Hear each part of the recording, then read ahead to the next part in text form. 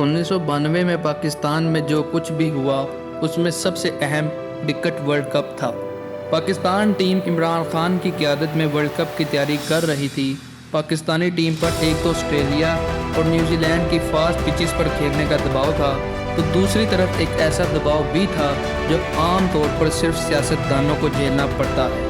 پاکستان کے sports journalist قومی team کی تیاریوں پر سوالات اٹھا رہے تھے اور کہتے تھے کہ ورلڈ کپ کی تیاریاں درست نہیں ہو رہی، حالانکہ پاکستان ٹیم آسٹریلیا کی پچز کے لیے 3 فاسٹ بولر بھرپور فارم میں تھے۔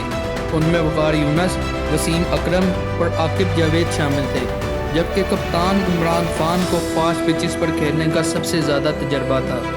بہت سے سپورٹس جرنلسٹ اس بات پر بھی تنقید کر رہے تھے کہ پاکستان نے ورلڈ کپ تیاری کے لیے انتہائی کمزور ٹیم سری لنکا سے ہی سیریز کیوں کھیلی۔ عمران خان اس وقت دنیا کا تیز ترین فاسٹ بولر بوڑھے والا ایکسپریس وقار یونس دریافت کر چکے تھے۔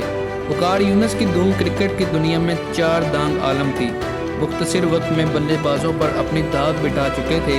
نیوزی لینڈ کے فاسٹ وکٹس پر ان سے بہت سی امیدیں وابستہ تھیں، لیکن آخری دن پتہ چلا کہ وقار یونس ورلڈ کپ کھیلنے والی ٹیم میں شامل نہیں ہے۔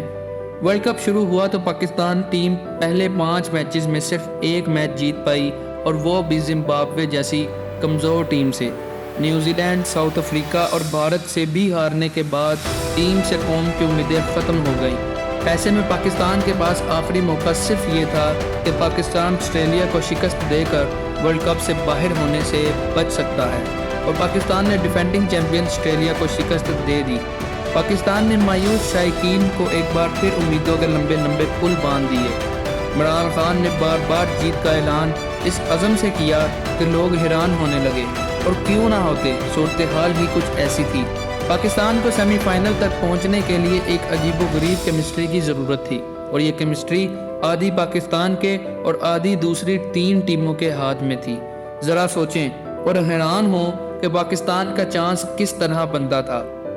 چانس یوں بنتا تھا کہ پاکستان اپنے آخری پول میچ میں نیوزی لینڈ کو ہرائے، جو کہ ابھی تک کوئی میچ بھی نہیں ہارا تھا، اور آسٹریلیا ویسٹ انڈیز کو شکست دے، لیکن کرشمہ دیکھیے کہ یہ ناممکن ممکن ہو گیا۔ پاکستان نے نیوزی لینڈ جیسی مضبوط ٹیم کو بآسانی ہرا دیا، اور آسٹریلیا نے ویسٹ انڈیز کو 57 رن سے دھول چٹا دی۔ یہ پاکستان ایک جادوئی طریقے سے سیمی فائنل میں پہنچ گیا، لیکن سیمی فائنل کی جیت ایک سنسنی خیز مارکا تھی۔ نیوزی لینڈ کے کپتان مارٹن کرو ورلڈ کپ کے بہترین کھلاڑی تھے۔ انہوں نے جان توڑ مقابلہ کیا، لیکن اس میچ میں نوجوان کھلاڑی انضمام الحق کی لازوال اننگ نیوزی لینڈ کو لے ڈوبی، اور یہ اننگز قابل فراموش اننگز تھی۔ اب پاکستان فائنل میں پہنچ چکا تھا، جہاں اس کا مقابلہ انگلینڈ سے تھا۔ یہ میچ فیورٹ تھا کیونکہ اسی ورلڈ کپ میں وہ پاکستان کی پوری ٹیم کو 74 رنز پر آؤٹ کر چکا تھا۔ پاکستان پہلی بار ورلڈ کپ کے فائنل میں پہنچا تھا، اور انگلینڈ تیسری بار فائنل سے ایک دن پہلے اسپتالوں میں دل کے مریضوں کو میچ دیکھنے سے منع کر دیا گیا، بلکہ یہاں تک کہ جو دل کے مریض نہیں تھے انہوں بھی ڈاکٹرز کی طرف سے ہدایت دی گئی تھی کہ مسلسل میچ نہ دیکھیں۔ آج یہ بات مزاح لگتی ہے، لیکن کبھی یہ روٹین کی باتیں تھیں۔ پاکستانیوں کے دل اس بری طرح سے دھڑک رہے تھے، فائنل سے ایک دن پہلے لوگ اپنی ٹی وی اسکرینوں پر پرانی آیات پڑھ پڑھ کر دم کر رہے تھے۔ یہ رمضان المبارک کے دن تھے، اور کچھ دن بعد عید تھی۔ لوگ دعائیں مانگ رہے تھے اور درباروں پر چادریں بھی چڑھا رہے تھے۔ 25 مارچ 1992 کی صبح میچ شروع ہوا۔ سڑکوں پر لوگوں کا رش ختم ہو گیا۔ جن دیہات میں بجلی نہیں تھی انہوں نے ریڈیو کے لیے چند بیٹری کے اضافی سیل پہلے سے خرید رکھ لیے تھے۔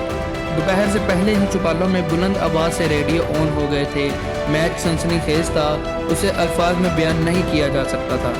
میلبرن کے عظیم الشان اسٹیڈیم میں 87,000 تماشائی موجود تھے۔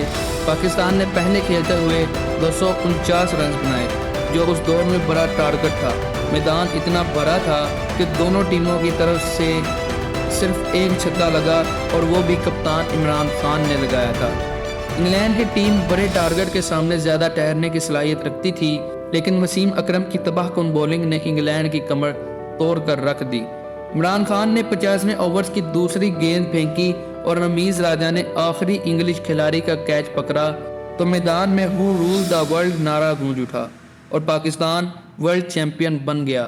رمضان المبارک کا آخری عشرہ چل رہا تھا اور افطار کا وقت قریب تھا۔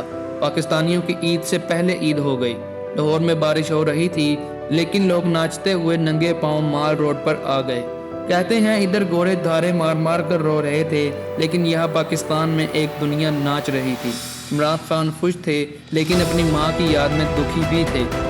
اپریل کو فاتح ٹیم لاہور ایئرپورٹ پر اتری تو داتا دربار تک پھول ہی پھول تھے۔ لوگ تیری آن میری آن عمران خان کے نعرے لگا رہے تھے۔ قومی ٹیم کے لیے لاکھوں روپے کے اعلانات کیے گئے۔ بڑے بڑے پروگرام اور پرتکلف دعوتوں کا ایک دور چلنے لگا۔ ایسے ہی ایک پروگرام میں نواز شریف نے عمران خان کو سیاست میں آنے کی دعوت دی جسے عمران خان نے ٹال دیا۔ نواز شریف کی دعوت عمران خان نے اس وقت ایک لمبے عرصے کے لیے ٹال دی۔ بے نظیر بھٹو اس دوران پاکستان پہنچ چکی تھیں اور اپوزیشن لیڈر تھیں اور انہوں نے نواز شریف حکومت کے خاتمے کے لیے صدر مملکت سے ہاتھ ملا دیا تھا اور یہ وہی صدر تھے جنہوں نے ابھی 2 سال پہلے بے نظیر بھٹو کی حکومت ختم کی۔